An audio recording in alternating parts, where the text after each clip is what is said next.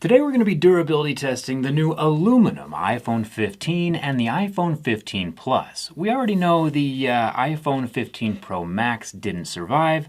May it rest in pieces. I get a lot of questions of how I prepare for events like this and how I get enough nourishment for snapping phones in half. Well, huge thanks to Huel for sponsoring this video. I lost about 15 pounds a year ago and I've kept it off ever since thanks to counting calories. In just a few seconds, Huel Black makes eating healthy easy by being exactly 400 calories of nutritionally complete plant-based proteins, carbs, and 27 essential vitamins and minerals. The stuff humans need to survive. Whether I'm bending aluminum or titanium, I can't do it without my vitamins. And take a look at all of these good things. Personally, I like the cookies and cream. It's my absolute favorite. I haven't come across one I haven't liked yet. I take that back. Salted caramel is not on my favorites list, but luckily there's 8 other flavors to choose from, and the important thing is that they don't have artificial sweeteners. You don't have to take my word for it though. Huel has sold over 300 million meals in over 100 million countries. Whoa, that's a lot of countries. Let me start again. Huel has sold over 300 million meals in 100 different countries, and you get a free t-shirt with your order. As a special bonus, if you spend over $100 and use my code JerryRigEverything15, you will get $15 off your order, but only for the next 72 hours. Link is down in the description if you want to try it out for yourself. And now that we're fueled, let's get started.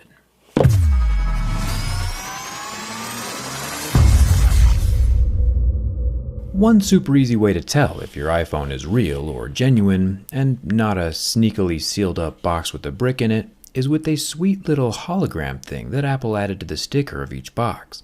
100% invisible to the naked eye, you'll have to have a UV flashlight to see it, which aren't too expensive. Or, just buy your phone from somewhere or someone reputable. This is my first time seeing the new aluminum iPhone 15 lineup, and I gotta say, these aren't so much colors as they are just different shades of white. Apple says this is green, but I say it's what we'd get after putting 5 potatoes and a green bean in a blender. Got a braided USB-C cable though, which is nice. Thank you. This is either what smartphones are going to look like in heaven, or the first blade of grass you see after getting hit with a flashbang. Jokes aside, the iPhone 15 does feel incredibly good. I can't quite describe it, but holding it in my hand gives me the same wow vibes that I got for the first time holding an iPhone 4, way back in the day. The super flat glass leading right up to the contoured aluminum frame. I genuinely approve of these design tweaks. Almost scratched it. That'd be embarrassing. Plus, the USB-C port is just bringing the whole world together and is perfect. I'm being far too clumsy today, I apologize. We better move on before something happens to this phone. Oh yeah, I am that something. Apple has their own proprietary glass called Ceramic Shield. We see plastic scratch at a level 2 or 3, glass at a 5 or 6, and sapphire at a level 8 or 9. And after working our way up through most scale of hardness on this iPhone 15, I just can't say it this time. If I squint my eyes and really struggle, I can make out some tiny marks at level 6, and scratches at a level 7, which I know doesn't quite have the same ring to it, but, you can see for yourself, Apple's glass is definitely more scratch resistant than Android glass. Ceramic Shield, with all of its crystal-infused buzzwords, is actually an improvement over regular tempered glass. So, thumbs up for that. The 12-megapixel front-facing camera is tucked up into the massive dynamic island, which technically we can make fun of all day long, but at the same time, the Apple engineers have worked some pretty awesome features into this thing, like the airline gate. I'm over here on my Android phone checking my email 5 times as I walk down the terminal because I have the memory of a goldfish, and Apple just has it displayed. I'm just saying I'm a little jealous, but only sometimes. It looks like Apple again added the invincible 5G adamantium antenna oval, and the rest of the anodized aluminum scratches pretty easy, including the power button. Apple doesn't specify which series of aluminum they're using this time around. It could be 6 or 7000 series.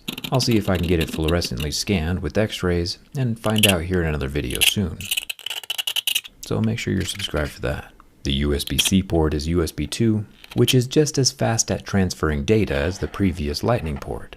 This phone is colored like a 4-year-old who ran out of food dye during an Easter egg contest. I do really like the feel of the matte finish though. Apple tried to tell us that there are 3 cameras up here during their event, but any 4-year-old without food coloring could easily tell us there are only 2. The lower is a 48 megapixel main camera lens. Apple says the sensor is big enough for a 4x crop, turning the main lens into an optical telephoto. But if you're only using a fraction of the sensor, is it still considered optical? Personally, I'd say no. There's a 12 megapixel wide-angle camera up top, which I guess, according to Apple's math, is a 12x optical if you crop to 1 megapixel.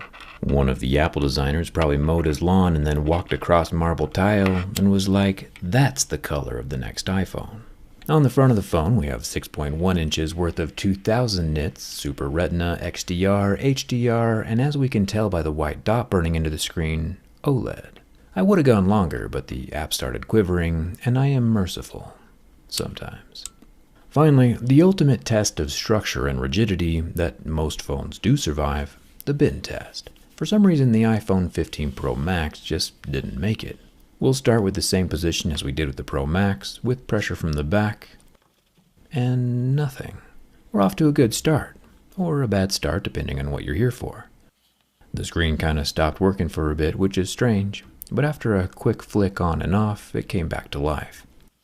Continuing the bin from the front, again nothing. This sun-bleached skittle of a phone survives the bin test.